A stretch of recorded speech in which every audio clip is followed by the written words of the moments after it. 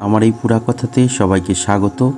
যারা আমার এই পুরা কথাতে নতুন তারা প্লিজ সাবস্ক্রাইব করে রাখুন। এক গর্ভবতী নারী গৌতম বুদ্ধর সামনে উপস্থিত হয়ে গৌতম বুদ্ধকে বললেন, আপনার মধ্যে এতটুকু কি দয়া নেই? আপনার কি আমার মতো অবলা নারীর কোনো চিন্তা নেই? আপনি কি শুধু মুখে দয়া, ভক্তি, প্রেম, সত্য প্রভৃতি কথা বলেন, কার্যে তা করেন না? যাকে আপনি গর্ভবতী করে ছেড়ে দিয়েছেন, আমার গর্ভে বড় হতে থাকা এই সন্তানের জন্য আপনার কি কোনো দায়িত্ব নেই?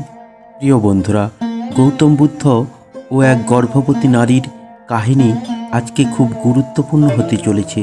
এই কাহিনী যদি আপনি শেষ পর্যন্তই দেখেন, তাহলে আপনার জীবনে যত খারাপ সময় আসুক না কেন, আপনি সেই খারাপ সময় থেকে নিজেকে বাঁচাতে সক্ষম হবেন। তো প্রিয় বন্ধুরা, আর দেরি না করে ভিডিওটি শেষ পর্যন্তই দেখতে থাকুন। একবার গৌতম বুদ্ধ নিজের ভিক্ষুদের সঙ্গে এক সভাতে বসেছিলেন। সেই সভায় বুদ্ধদেবকে পছন্দ করার থেকে বুদ্ধদেবকে অপছন্দ করার ব্যক্তি বেশি ছিলেন। যিনি সভার আয়োজন করেছিলেন তিনিও বুদ্ধদেবকে ঈর্ষা করতেন। সভার আয়োজন রাজার মহলে হয়েছিল, এই জন্য রাজার সমস্ত মুখ্য ব্যক্তি সেই সভাতেও উপস্থিত হয়েছিলেন। বুদ্ধদেব সভায় যাওয়ার আগে থেকেই জানতেন যে সেই সভাতে ওনার বিরুদ্ধে কোনো না কোনো ষড়যন্ত্র রচিত হবে। সভাতে যাওয়ার আগে ওনার শিষ্য আনন্দ বুদ্ধদেবকে সেই সভায় যেতে বারণ করেছিলেন। তিনি বলেছিলেন, প্রভু, আপনি এই সভায় যাবেন না, সেখানে আপনাকে অপদস্থ করা হবে, সেখানে আপনার বিরুদ্ধে কোনো গভীর ষড়যন্ত্র হতে পারে। কিন্তু গৌতম বুদ্ধ নিজের করুণার জন্য সেই সভাতে যেতে নিজেকে বারণ করতে পারেননি। সভার শুরুতেই কিছু কঠিন প্রশ্ন ধেয়ে আসে গৌতম বুদ্ধের দিকে। গৌতম বুদ্ধকে যারা ঈর্ষা করতেন তারা গৌতম বুদ্ধকে অপদস্থ করার জন্য কঠিন কঠিন প্রশ্ন করতে থাকেন। কিন্তু গৌতম বুদ্ধ সমস্ত প্রশ্নের উত্তর সহজেই দিয়ে দেন। সভায় উপস্থিত সমস্ত পণ্ডিত ব্যক্তি নিজের নিজের প্রশ্ন বুদ্ধদেবকে করতেন এবং বুদ্ধদেব সহজেই তাদের প্রশ্নের সমাধান করে দিতেন। এই সভাস্থলে হঠাৎ এক ক্রন্দনরতা গর্ভবতী নারী উপস্থিত হলেন এবং গৌতম বুদ্ধকে বললেন, আপনি তো বেশ ধ্যানের কথা বলতে থাকেন, জ্ঞানের কথা বলতে থাকেন, সত্যের কথা বলেন, আপনি লোকেদের সত্যের পথে চলার দিক নির্দেশ দেন, কিন্তু আপনার মধ্যে এতটুকুও কি দয়া নেই? আপনার কি আমার মতো অবলা নারীর কোনো চিন্তা নেই? আপনি কি শুধু মুখে দয়া, ভক্তি, প্রেম, সত্য প্রভৃতি কথা বলেন, কার্যে তা করেন না? যাকে আপনি গর্ভবতী করে ছেড়ে দিয়েছেন, আমার গর্ভে বড় হতে থাকা এই সন্তানের জন্য আপনার কি কোনো দায়িত্ব নেই? এই গর্ভবতী স্ত্রীর কথা শুনে সভা মধ্যে সবাই গৌতম বুদ্ধের চরিত্র নিয়ে প্রশ্ন তুলতে থাকেন। লোকে একে অপরের সঙ্গে গৌতম বুদ্ধের সম্পর্কে কটূক্তি করতে থাকেন। এই সভায় উপস্থিত সকল ব্যক্তি দাঁড়িয়ে পড়েন এবং বলতে থাকেন, নারীর সৌন্দর্যের আগে বড় বড় জ্ঞানী ব্যক্তিও নিজের অস্তিত্ব ভুলে যায়। এই বুদ্ধ তো সাধারণ মানুষ, এই বুদ্ধ নিশ্চয়ই এই নারীকে ঠকিয়েছে। সেই সময় সভার মধ্য থেকে সমস্ত লোকের মধ্যে থেকে একজন বলতে লাগলেন, আমরা গৌতম বুদ্ধের কাছ থেকে এই কার্য কখনো আশা করিনি। বুদ্ধ এতই নিচে নামতে পারে? এইভাবে সভা মধ্যে সমস্ত লোক দণ্ডায়মান হয়ে গৌতম বুদ্ধকে যাচ্ছে তাই ভাষায় অপমান করতে থাকে।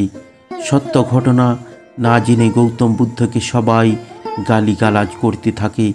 যখন সমস্ত লোক গৌতম বুদ্ধকে গালাগালি করে নিজেদের মনকে শান্ত করতে থাকে, তখন সভার সভাপতি রাজামশাই বললেন, বুদ্ধদেব, আপনি আপনার তরফ থেকে এই ব্যাপারে কিছু বলুন।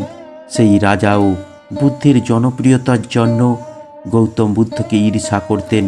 তিনি মনে মনে ভাবছিলেন, যে কোনোভাবে বুদ্ধের যাতে বদনাম হয়, কারণ লোক রাজার থেকে গৌতম বুদ্ধকে বেশি সম্মান করতেন, ভক্তি করতেন, শ্রদ্ধা করতেন। প্রিয় বন্ধুরা, এইখানে আপনাদের বলে রাখি, এই সমস্ত ঘটনা কিন্তু বুদ্ধের উপর কোনো প্রভাব পড়েনি। সভায় উপস্থিত ঈর্ষাপরায়ণ লোকেদের কথা এবং সেই গর্ভবতী নারীর কথার কোনো প্রভাব গৌতম বুদ্ধের উপর পড়েনি। কেন প্রভাব পড়েনি তা কি জানেন? কারণ গৌতম বুদ্ধ সত্যকে জানতেন। তিনি জানতেন সত্য কি, তিনি তার নিজের কাছে সঠিক ছিলেন। আসল কথা হলো, পুরো দুনিয়ার লোক যদি আপনার বিপক্ষেও যায়, আপনি যদি আপনার নজরে সত্যের পথে থাকেন, যদি আপনি নিজেকে সঠিকভাবে জানেন, কারণ আপনি সত্যের পথে আছেন, তাহলে দুনিয়ার কোনো অশুভ শক্তি আপনার কিছু করতে পারবে না। সভার সমস্ত লোক গৌতম বুদ্ধের প্রতি সন্দেহ করতে থাকে। এছাড়া গৌতম বুদ্ধের শিষ্যদের মধ্যেও সন্দেহ উপস্থিত হয়, কিন্তু বুদ্ধদেব জানতেন তিনি কে। এই জন্য তার চেহারায় কোনো পরিবর্তন হয়নি। রাজা আবার বুদ্ধদেবকে বললেন, আপনি কি আপনার পক্ষ থেকে কিছু বলবেন? বুদ্ধদেব সেই সময় সেই গর্ভবতী স্ত্রীকে ডেকে বললেন, পুত্রী, তুমি সত্য বলছো না মিথ্যা বলছো? এই পুরো ব্রহ্মাণ্ডে কেবলমাত্র দুজন লোক এই সত্যকে জানেন। এই কথা শোনার পর বুদ্ধদেব আরও কিছু বলার আগেই এই স্ত্রী বুদ্ধদেবের থেকে চোখ সরিয়ে নিচ্ছেন। বুদ্ধদেবের দিকে তাকাতেই চাইছেন না। অসত্যকে আশ্রয় করা মাত্রই মানুষের মধ্যে ভয়ের বীজ রোপিত হয়। এই বীজ যখন ধীরে ধীরে বৃক্ষে পরিণত হতে থাকবে, সেইভাবে ধীরে ধীরে আপনার সমস্যাও বাড়তে থাকবে। সভায় উপস্থিত এক ব্যক্তি সেই সময় এই গর্ভবতী স্ত্রীকে বললেন, তুমি গৌতম বুদ্ধ সম্পর্কে অনেক বড় কথা বলেছ। যদি তোমার এই কথা মিথ্যা প্রতিপন্ন হয়, তাহলে তুমি তো জানো তোমাকে কি সাজা দেওয়া হবে। সেই ব্যক্তির কথা শোনা মাত্রই এই স্ত্রীর হাত পা কাঁপতে থাকে এবং দ্রুত গতিতে সেখান থেকে দৌড়ে পালাতে থাকে। দ্রুত পালিয়ে যাওয়ার কারণে এই স্ত্রী নিজের পেটে যে সমস্ত কাপড় চোপড় বেঁধে নিজেকে গর্ভবতী বানানোর চেষ্টা করেছিলেন, সেই কাপড় চোপড়ও পেট থেকে খুলে পড়ে যায় এবং সত্য কি তা সকলের সামনে চলে আসে। সেই স্ত্রী নিজের পেটে কাপড় চোপড় এমনভাবে বেঁধে রেখেছিলেন যে যাতে সবার মনে হয়েছিল এই স্ত্রী সত্যিই গর্ভবতী। রাজা সেই সময়ে এই স্ত্রীকে বন্দি বানানোর আদেশ দেন, কিন্তু বুদ্ধির কথায় এই স্ত্রীকে ক্ষমা করে দেওয়া হয়। প্রিয় বন্ধু, একটি কথা আমাদের সকলের খেয়াল রাখা উচিত, নিজের ধৈর্য এবং নিজেকে নিজের কাছে সঠিক রাখলেই বড় বড় সমস্যা থেকে আমরা সহজেই মুক্তি পেতে পারবো, বাঁচার উপায় পেতে পারবো। এই কথার কোনো মূল্য নেই যে কত লোক আপনার বিপক্ষে এবং কত লোক আপনার পক্ষে আছে। মূল্য শুধু এখানেই থাকে, আপনি কি আপনার নিজের কাছে আছেন, নিজের সাথে আছেন? প্রিয় বন্ধুরা, আশা করি গৌতম বুদ্ধের এই কথা সকলেই জীবনকে সমস্যা মুক্ত করে তুলবে। প্রিয় বন্ধুরা, ভিডিওটি যদি আপনাদের ভালো লেগে থাকে তাহলে অবশ্যই কমেন্ট না করে যাবেন না।